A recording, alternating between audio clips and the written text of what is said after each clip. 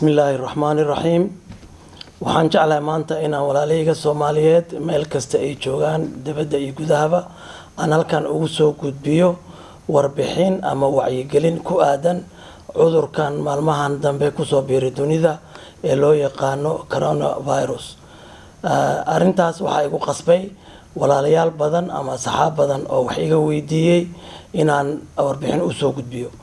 Marka waxaan damcay inaan intii halal aan ugu gudbin lahaa dadka aan inta aan ka ogahay aan maaragtay u soo gudbiyo walaalayga Soomaaliyeed meel kasta ay joogaan.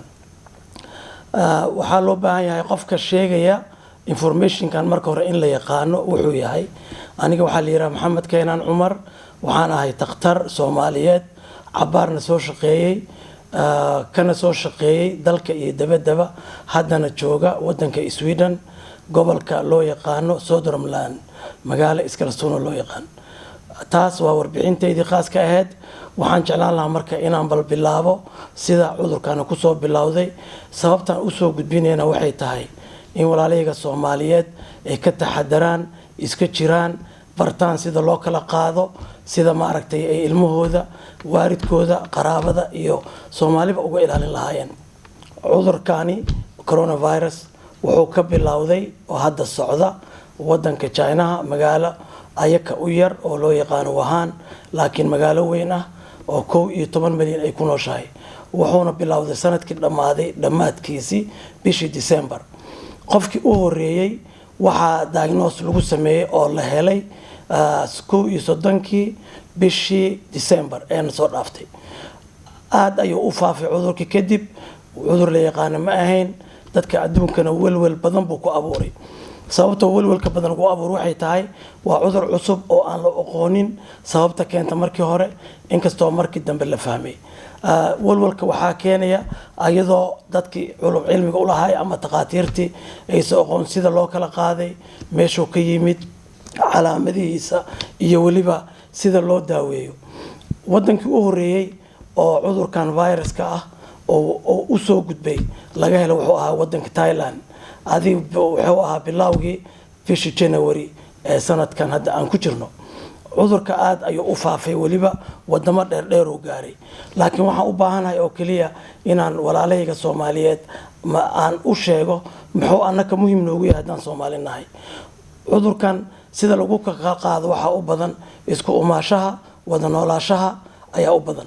Annaka haddaan Soomaali nahay marka waxaan leenahay faamilyo balbalaaran marka la fiiriyo la baaray Soomaalida halkii faamili isku celcelis wuxuu noqonayaa 7.2 ayaa faamiligiiba ay leeyihiin ka kooban yihiin. Midda kale Soomaalidu waa Soomaali isjecel, waa ismartigelisa, masaajidada ku xiran. Waa ogto haddii masaajid maalin jimcaha lagu tukanayo qof virus kaas qaba oo soo galo maxaa dhacaya? dadka dhan oo ku wada ridaya. Aroosyada isugu nimaana, xafladaha isugu nimaana. Marka annaka inaan isaga digno waliba dadka aqoonta u leh ay ka digaan aad ayay muhiim u tahay. Haddaan taas ka sii dhaafo waxay tahay inaan sheegno cudurkan adduunka soo u gaaray. Adduunka ilaa iyo maanta oo taariikhdu ay tahay 10kii bishii 3aad 2020 wadamada uu gaaray waxa waaye 115 wadan oo uu ku jiro waddanka China. Sida la sheegay adduunka inta qof oo laga helay ilaa hadda diagnosis lagu sameeyay waxay tahay 116,324. Information kan bixinayo waa information isla maanta oo bishu 10 tahay soo baxay.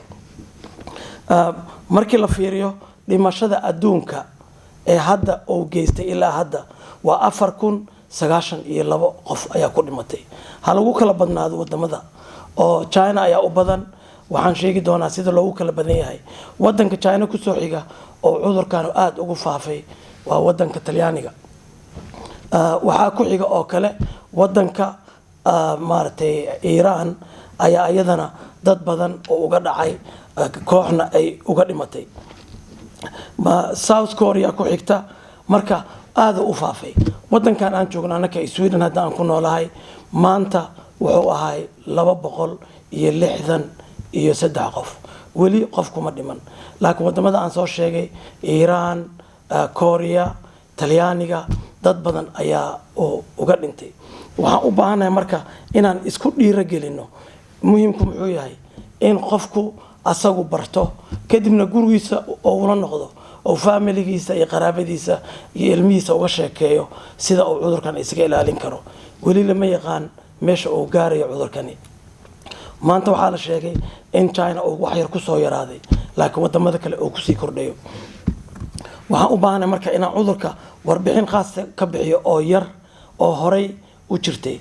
cudurkan wuxuu la mid yahay ama isku qaraabo ay yihiin cudurkii soo baxay 2003 oo loo dhihi jiray SARS.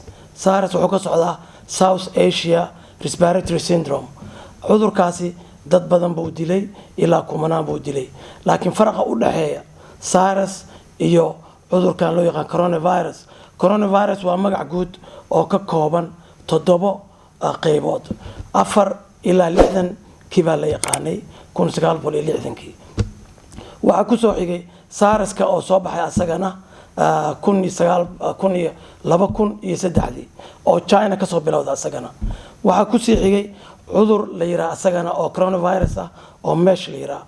MERS waxay ka socotaa Middle East Respiratory Syndrome. asagana wuxuu ka bilowday Sacuudiga 2012. marka dib aan ugu noqono cuduradaas oo dhan waa cudurro waxaa la yiraahdaa ka yimid dhinaca xoolaha dadkana u soo gudbay. SARS-ka wuxuu sida la sheegay mukulaalaha ayuu ka yimid. weli arrintaas xaqiiq maaha waa sida la sheegay.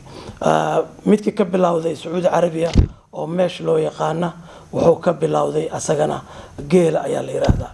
magaca kan hadda socda coronavirus-kan waxaa loo bixiyay COVID-19 loo bixiyay ama COVID-19. asaga iyo SARS-ka waxay ku kala duwan yihiin. SARS-ka ayaa maaragtay dhimasho badnaay laakiin midkani wuu ka fudud yahay sida la isugu gudbiyo. waxaan rabaa oo kale marka qatartiisa intay la eg tahay. qatartiisa waxay la eg tahay cudurkan COVID loo yaqaan. hadda magacii waa bedelnay coronavirus hoosaan u soo degnay waxaan u bixinay COVID waxaa qatartiisu ay la eg tahay markuu ku dhaco 100 qof 80 ayaa maaragtay waxba aan ka qaadan ama hergeb oo u noqdaa ama isbitaal aan u baahan. midaas waxay tahay 80% ayuu u baahan yahay inaan waxba laga qaban oo u baahan yahay. 20% cudurka way u jiradaan isbitaal bay u raadsadaan isbitaalna waa loo siixiyaa. 20kaas aan soo sheegay 2% ayaa u dhimatay ayaa la yiraahdaa. inkastoo wadanka China hadda la yiri waxa u dhintay dadkii ku dhacay 3.8 ayaa la sheegay. haddii aan taas ka sii gudbo waxay tahay qatartiisa waa ka soo hadlay. waxaan u baahanahay haddan inaan sheego sida la isku qaadsiiyo. arrintan isqaadsiiska oo la isku qaadsiinaya aad ay muhiim noogu tahay. haddii aan Soomaali nahay haddii dadka kale aan la dhaqano aan nahay Soomaali meel kasta ay joogtaa wadan kasta ay joogtaa wadankii ay joogtaa. marka inaan si fiican u fahanno wacyigelinta maanta aan duubayana waxaa igu qasbay inaan arrintan soo gudbiyo. waxaa la isku qaadsiyaa nuucyaal badan laakiin wuxuu ka bilowdaa dhinaca dheef mareenka. qofka qufacaya qofka qaba COVID ama coronavirus-ka nuucan ah wuxuu qufacaa inta badan wuu qufacaa. qufacaas marka qofka uu qufaco waxaan naqaanaa inuu laba wax soo deyn karo. dhacaan loo jeedi karo oo waaweyn oo cabir leh la yaqaano inuu soo deyn karo. waxaas waxay ku dhici karaan miis ama meesha qofka u dhow ama qofka deegaankiisa u dhow ku dhici karaa. haddii qof uu taabto halkaas waxaa dhacaysa in qofku cudurku qaado ayaa dhacaysa. waa muhiim. midda kale oo asayadana marka qofku qufaco ama hindhiso waxaa jirta wax ilma qabato ah oo qofku uu sii deynayo. markuu sii daayo waxaas lama arkayo. qofka ag taagan wuu neefsanayaa as dhinaca samabadii ka aadaysaa. taas oo loo yaqaano droplets loo yaqaana waxa waaye neeftii uu qaadanaya. waa sababta loo leeyahay qofka jiran ugu yaraan ama qufacaya 1 mitir ilaa 4 mitir u jirto waxa lagu leeyahay. waxaa kaloo la isku qaadsiyaa qof meel oo ku qufacay ama inta uu sankiisa afkiisa taabtay haddana gacantiisu gaartay sida deegaanka miisaska sariiraha darbiyada ama maqaayadahaba oo taabtay adigan inaad taabatid aad ayaa la isku qaadsiyaa midaasna midaas waxaa loo yaqaanaa direct contact ayaa loo yaqaanaa haddii oo qofku meel kale oo taabtay adiga aad soo taabatidna asagana qofka uu qaadi karaa marka maxaa loo baahan yahay intaasoo dhanaa lagu qaadi karaa haddii qol yar lagu wada xiran yahay qol isla seexanayo oo qof qaba uu soo galo waxaa laga yaabaa in dadka meeshaas ku jiraan ay wada qaadaan haddaan taas ka gudbo waxaan rabaa inaan sheego waxa la yidhaha incubation period markii qofka cudurka uu ku dhaco oo qofka uu qaado iyo marka cudurka uu ka soo baxayo qofkaasi maxaa u dhaxeeya ayaa laga wadaa incubation period haddii qofku maanta haddaa aniga qof aan u tago cudur qaba oo cudurkaas aan ka qaado waxaan cudurkaas qaadi karaa 1 ilaa 14 maalmood haddaan 14 maalmood waa inta hadda la yaqaan hore waxaan u sheegay cudurkaas inaan wax badan laga aqoonin waxaan aan sheegayno waa war hor u dhaca oo loo malaynayo waxaa laga yaabaa in informationkan wax badan isbedelo bilo kadib in information cusub soo baxo laakiin sida hadda loo yaqaano waxay tahay 1 ilaa 14 maalmood ayaa cudurka qofka ka soo baxaya waxaa kaloo jirta marka haddaan ka gudbo yaa khatartiisa leh yaa u sahlan yaa u nugul inuu ku jirado waxa u nugul inuu ku jirado koow dadka waaweyn maxaa yeelay waxaa la arkay dadka u dhintay intooda badan waa dad waaweyn 78 sano ka weyn qofkii u horeeyay u dhintay oo China ku dhintay 61 sano jiray waxaa kaloo asagana u nugul cudurkan ilmaha yaryar aad ugu nugul yihiin maxaa yeelay difaacoodu korku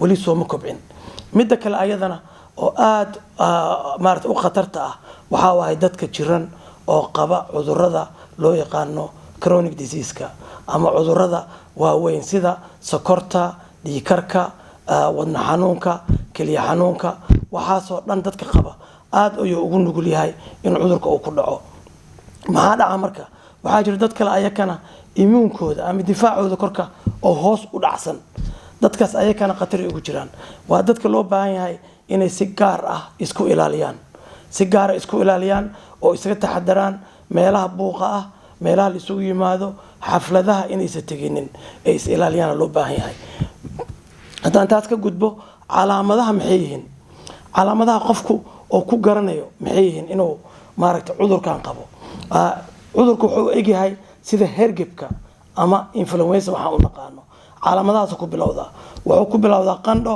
wuxuu ku bilowdaa qufac wuxuu ku bilowdaa in qofka wax yar neefta ay dhibto calaamado aad u badan uu leeyahay halkaan aan ugu soo koobi karin wuxuu lahaan karaa dhaxan wuxuu lahaan karaa in qofka uu gariiro wuxuu lahaan karaa xataa aa la yiri inuu korka xanuuno qofka shuban uu lahaan karaa laakiin qasab maaha in calaamadahan oo dhan qofka ay ka soo wada baxaan waxaa ka soo bixi kara qandhada waa muhim qufaca waa muhim neefta oo ku dhigto waa muhim intaas qofkii laga helo oona joogay meel cudurkaasi ka jiro tegay iskuna arka calaamadahaas waa inuu raadsado caafimaad intuu ka raadsanayo rug caafimaad tegayana waa inuu gurigiisa ku jiro waa inuu dadka u sheego inuu dadka dhex galo ma aha hadduu matalan qof talyaaniga ka yimid ama iiraan ka yimid ama China ka yimid oo cidda soo booqdo waa inay iska jiraan ay iska taxadaraan ay ma aha in loo sheego oo la yiraahdo wax yar noo kaadi ama meel tag in la yiraahdo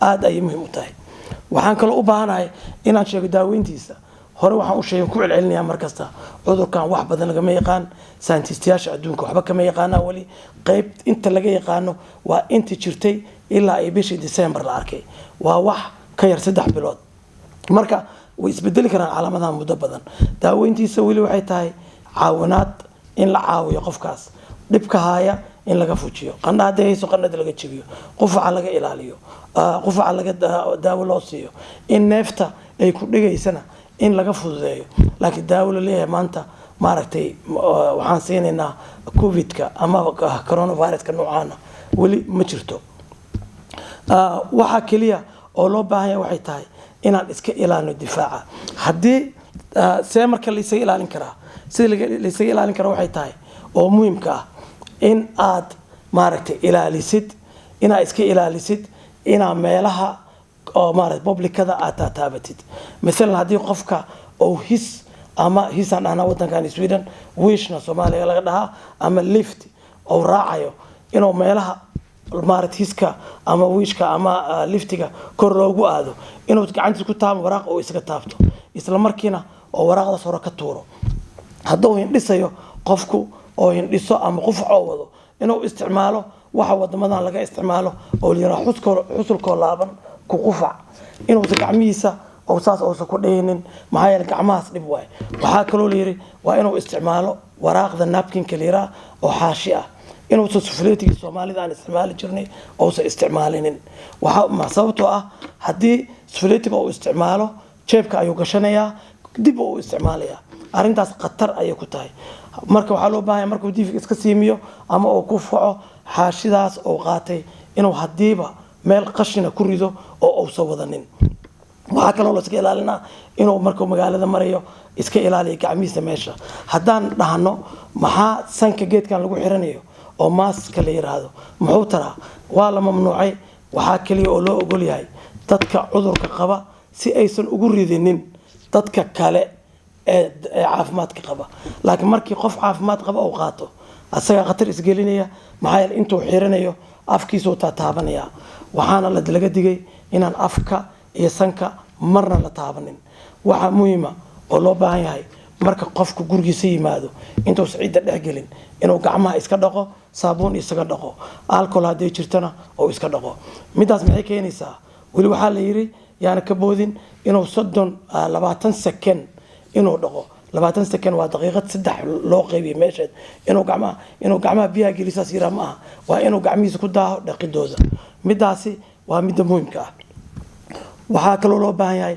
inaan walaaleen kale aan baraarujino wacyi gelino dadka aan cilmiga u lahayn inaan u sheegno waxaan walaalayaasheeda maanta Soomaaliyeed ee fiirsanaya ka codsanaya si cudurkan difaaciisa calaamadihiisa sida la iska ilaaliyo u gaarto Soomaalida kale walaalaheena in la faafiyo ama la qaybiyo midaas ayaan ku soo geynayaa waa maasantiin waxaan inkaga duceynayaa in cudurkaas Ilaahay ka ilaaliyo wadankeenana uu soo gaarsiin assalaamu calaykum ورحمة الله وبركاته.